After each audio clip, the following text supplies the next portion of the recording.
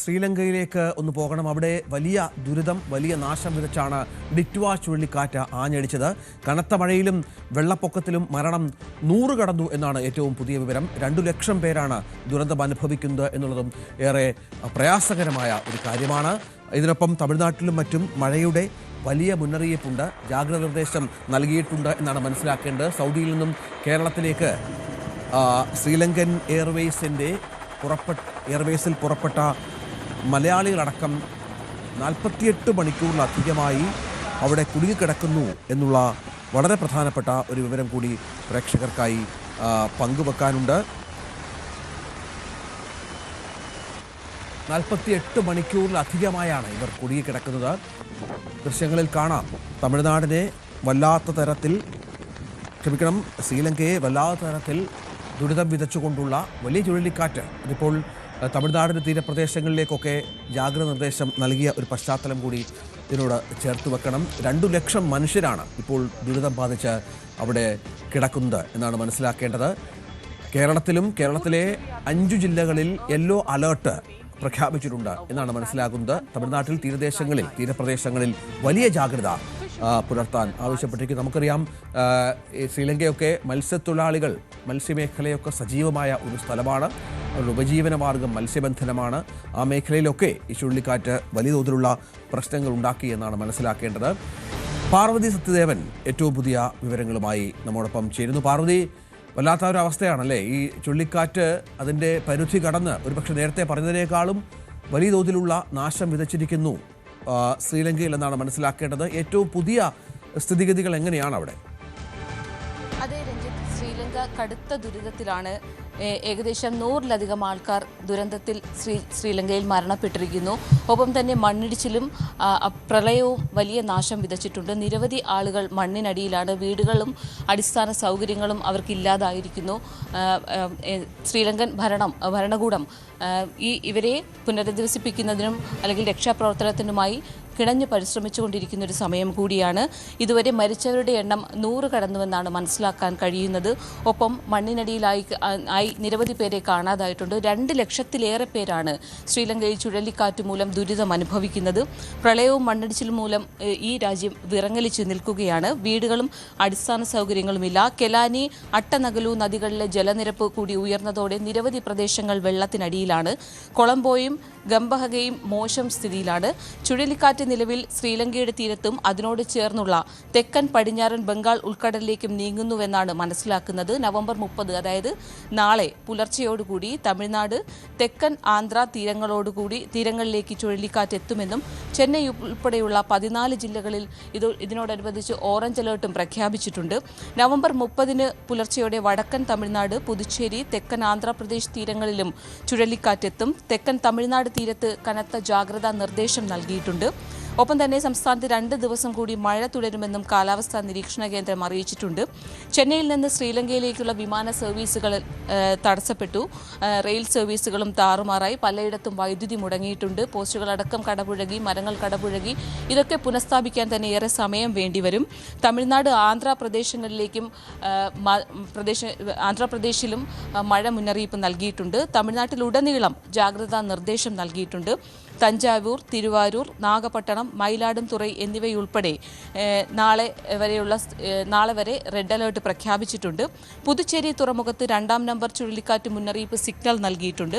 തീരത്ത് ശക്തമായ കാറ്റാണ്. തീരദേശം മേഖല ആകെ ഈ ദുരന്തത്തിൻ്റെ ആഫ്റ്റർ ഇഫക്റ്റ് അനുഭവിച്ചുകൊണ്ടിരിക്കുകയാണ്. കടൽ പ്രക്ഷുബ്ധമാണ്. മത്സ്യത്തൊഴിലാളികൾ കടലിൽ പോകരുതെന്നും മുന്നറിയിപ്പുണ്ട്. കടലിലേക്ക് പോയവരെ തിരികെ വിളിച്ചിട്ടുണ്ട്. ഒപ്പം പുതുച്ചേരി ലഫ്റ്റനന്റ് ഗവർണർ സ്ഥിതി വിലയിരുത്താനായി അടിയന്തര യോഗം വിളിച്ചിട്ടുണ്ട്. ശ്രീലങ്കയിൽ സ്കൂളുകൾക്കും കോളേജുകൾക്കും അവധി നൽകിയിട്ടുണ്ട്. തമിഴ്നാട്ടിലെ റെഡ് അലേർട്ട് മേഖലകളിലും സമാനമായ സ്ഥിതി തന്നെയാണ്. വടക്കൻ തമിഴ്നാട്, പുതുച്ചേരി, തൊട്ടടുത്തുള്ള തെക്കൻ ആന്ധ്രാപ്രദേശ് തീരങ്ങൾ എന്നിവിടങ്ങളിലാണ് നിലവിൽ ചുഴലിക്കാറ്റ് മുന്നറിയിപ്പ് നൽകിയിട്ടുള്ളത്. ഇന്ത്യൻ തീരത്തേക്ക് അടുക്കുന്നതിനാൽ തീരദേശത്തുള്ളവർ ജാഗ്രത പാലിക്കണമെന്നും കാലാവസ്ഥാ കേന്ദ്രം മുന്നറിയിപ്പ് നൽകിയിട്ടുണ്ട്. ഇതുവരെ ഈ ദുരന്തത്തിൽ 100-ലേറെ പേർ മരിച്ചുവെന്നാണ്. മരണസംഖ്യ ഉറപ്പാണ് ഇനിയും ഉയരുമെന്നുള്ള കാര്യം നിശ്ചയമാണ്. നിരവധി പേരെ കാണാതായിട്ടുണ്ട്. ആളുകളെ വീടും മറ്റും നഷ്ടപ്പെട്ട ആളുകളെ സ്കൂളുകളിലേക്കും മറ്റ് പൊതു ഷെൽട്ടറുകളിലേക്കും മാറ്റി പാർപ്പിച്ചിട്ടുണ്ട്. സ്കൂളുകൾ പൂർണ്ണമായും അടച്ചിട്ടുണ്ട്. ട്രെയിൻ സർവീസുകൾ നിർത്തിവെച്ചു. കൊളംബോ സ്റ്റോക്ക് എക്സ്ചേഞ്ച് നേരത്തെ തന്നെ വ്യാപാരം നിർത്തിവച്ചിരുന്നു. 250-ലേറെ ദുരിതാശ്വാസ ക്യാമ്പുകളാണ് ഇന്നലെ രാത്രി വരെ ശ്രീലങ്കയിൽ തുറന്നത്. ഇപ്പോൾ ആ സംഖ്യ തീർച്ചയായിട്ടും കൂടിയിട്ടുണ്ടാകാം. ഇന്ത്യ അടക്കമുള്ള രാജ്യങ്ങൾ ശ്രീലങ്കയ്ക്ക് സഹായം വാഗ്ദാനം ചെയ്തിട്ടുണ്ട്. INS വിക്രാന്ത്, INS ഉദയഗിരി എന്നിവ സഹായത്തിനായി ഇന്ത്യ വിട്ടു നൽകിയിട്ടുണ്ട്. അവിടുത്തെ ജനങ്ങൾക്ക്, ജീവൻ നഷ്ടമായ ജനങ്ങൾക്ക് ഇന്ത്യ ആദരമർപ്പിച്ചിട്ടുണ്ട്. പ്രധാനമന്ത്രി നരേന്ദ്രമോദി ശ്രീലങ്കൻ ഭരണകൂടവുമായി അവിടുത്തെ സ്ഥിതി വിലയിരുത്തിയിട്ടുണ്ട്. കൊളംബോയിലെത്തി ഈ INS വിക്രാന്ത്, INS ഉദയഗിരി എന്നിവ ഇന്ത്യ സഹായത്തിനായി വിട്ടു നൽകിയിട്ടുണ്ട്. ഇവ കൊളംബോയിലെത്തി ദുരിതാശ്വാസ സാധനങ്ങളും വിതരണം ചെയ്തിട്ടുണ്ട്. തമിഴ്നാട്ടിൽ 12 ടീം, അതായത് ഈ ചുഴലിക്കാറ്റിൻ്റെ സ്വാധീനം തമിഴ്നാട് മേഖലയിലും ആന്ധ്രാ തീരത്തും ഉണ്ടാകുമെന്ന മുന്നറിയിപ്പുള്ളതിനാൽ തമിഴ്നാട്ടിൽ 12 ടീം NDRF സംഘത്തെ വിന്യസിച്ചിട്ടുണ്ട്. ഇവ 16 ജില്ലകളിലായിട്ടാണ് വിന്യസിച്ചിട്ടുള്ളത്. കാഞ്ചീപുരം, തിരുവള്ളൂർ, ചെങ്കൽപ്പെട്ട്, ചെന്നൈ, വെല്ലൂർ, റാണിപ്പെട്ട്, തിരുവണ്ണാമലൈ, നാഗപട്ടണം, തഞ്ചാവൂർ, തിരുവാവൂർ, പുതുക്കോട്ടൈ, കൂടല്ലൂർ, വില്ലുപുരം, തിരുനെൽവേലി, തൂത്തുക്കുടി തുടങ്ങിയ സ്ഥലങ്ങളിലാണ് NDRF സംഘത്തെ നിയോഗിച്ചിട്ടുള്ളത്. ഏത് അടിയന്തര സാഹചര്യം നേരിടാനും ഇവർ സജ്ജമാണെന്ന് ഭരണകൂടം അറിയിച്ചിട്ടുണ്ട്. ഏതായാലും വലിയ ദുരന്തമാണ് ശ്രീലങ്കയിൽ സംഭവിച്ചിട്ടുള്ളത്. കിഴക്കൻ മധ്യ ശ്രീലങ്കൻ ഭൂപ്രദേശത്താണ് ഈ ചുഴലിക്കാറ്റ്, ഡിറ്റ്വ ചുഴലിക്കാറ്റ് കനത്ത നാശം വിതച്ചത്. ഇവിടെ 300 മില്ലിമീറ്ററിലേറെ മഴ പെയ്തുവെന്നാണ് മനസ്സിലാക്കുന്നത്. ബാദുല്ല ജില്ലയിൽ വീശിയടിച്ച ചുഴലിക്കാറ്റിൽ 30ഓളം പേരാണ് മരിച്ചത്. 43,991 പേരെ സ്കൂളുകളിലേക്കും മറ്റ് ദുരന്ത നിവാരണ കേന്ദ്രങ്ങളിലേക്കും മാറ്റി പാർപ്പിച്ചു. കൂടുതൽ പേരെ ഒരുപക്ഷെ പാർവതി, ശ്രീലങ്ക കണ്ടതിലേക്കും ഏറ്റവും വലിയ ദുരിതം അങ്ങനെ വിശേഷിപ്പിക്കണം. നേരത്തെ ഈ കാറ്റുമായി ബന്ധപ്പെട്ട് മുന്നറിയിപ്പ് ഉണ്ടായിരുന്നു. പക്ഷേ ഇത്രയധികം ശക്തിയോടുകൂടി ഈ കാറ്റ് ആഞ്ഞടിക്കുമെന്നും ഇത്ര വലിയ മരണമുണ്ടാകുമെന്നും സാധാരണ കാലാവസ്ഥാ കേന്ദ്രത്തിൻ്റെ ഇടപെടൽ ഉണ്ടാകുമ്പോൾ ആളുകളെ മാറ്റിപ്പാർപ്പിക്കാറുണ്ട്. ദുരിതം കുറയ്ക്കാനുള്ള സാങ്കേതികമായ നിരവധി സംവിധാനങ്ങളുള്ള ഒരു സമയം കൂടിയാണ്. അതെന്തുകൊണ്ടാണ് എന്നിട്ടും ഇത്ര മരണവും ഇത്ര നാശനഷ്ടവും ഒക്കെ രേഖപ്പെടുത്തിയത്? വേണ്ട മുന്നൊരുക്കങ്ങൾ, പ്രതിവാസ പ്രവർത്തനങ്ങൾ നടത്തിയില്ല എന്ന് മനസ്സിലാക്കണമല്ലോ. ചുഴലിക്കാറ്റ് മുന്നറിയിപ്പിന്റെ പശ്ചാത്തലത്തിൽ ശ്രീലങ്കൻ ഭരണകൂടം അടിയന്തര സാഹചര്യങ്ങൾ നേരിടാനായുള്ള സംവിധാനങ്ങൾ ഒരുക്കിയിരുന്നു. പക്ഷേ തീരമേഖലയിലടക്കമാണ് വലിയ നാശമുണ്ടായതെന്നാണ് മനസ്സിലാക്കുന്നത്.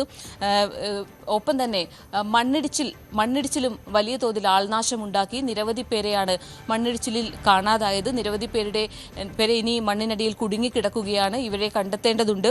ഒപ്പം തന്നെ സൈന്യം അടക്കമുള്ളവർ രക്ഷാപ്രവർത്തനം നടത്തുന്നുണ്ട്.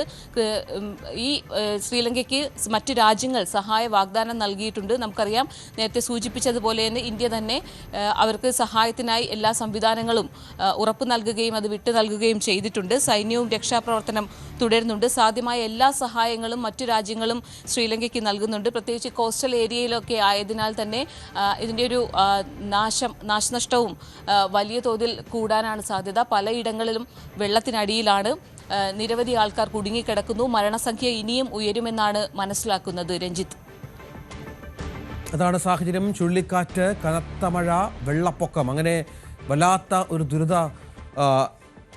കാലത്തിലൂടെയാണ് ശ്രീലങ്ക കടന്നു പോകുന്നത്. 100 പേർ ഇതിനകം മരിച്ചു എന്നുള്ളതാണ് ഏറ്റവും ദുഃഖകരമായ കാര്യം. 2 ലക്ഷം പേർ ഇപ്പോഴും ദുരിതം അനുഭവിക്കുകയാണ്. നേരത്തെ പറഞ്ഞതുപോലെ സാധാരണ സർക്കാരുകൾക്ക് വളരെ വേഗം ഇത്തരം ദുരന്തങ്ങളെ അതിജീവിക്കാനുള്ള, മുൻകരുതലുകൾ എടുക്കാനുള്ള എല്ലാ സാഹചര്യങ്ങളും ഉള്ള ഒരു കാലമാണ്. മുന്നറിയിപ്പുകൾ ഉണ്ടാകും. ഈ ഡിറ്റ്വ ചുഴലിക്കാറ്റുമായി ബന്ധപ്പെട്ടും അത്തരം മുന്നറിയിപ്പുകൾ നൽകിയിട്ടുണ്ടായിരുന്നു എന്നാണ് മനസ്സിലാക്കേണ്ടത്. പക്ഷേ ശ്രീലങ്കയിലെ സ്ഥിതിഗതികൾ വ്യത്യസ്തമാണ്. ദരിദ്ര രാജ്യമാണ്. സാമ്പത്തികമായി ഒരുപാട് പ്രശ്നങ്ങളുണ്ട്.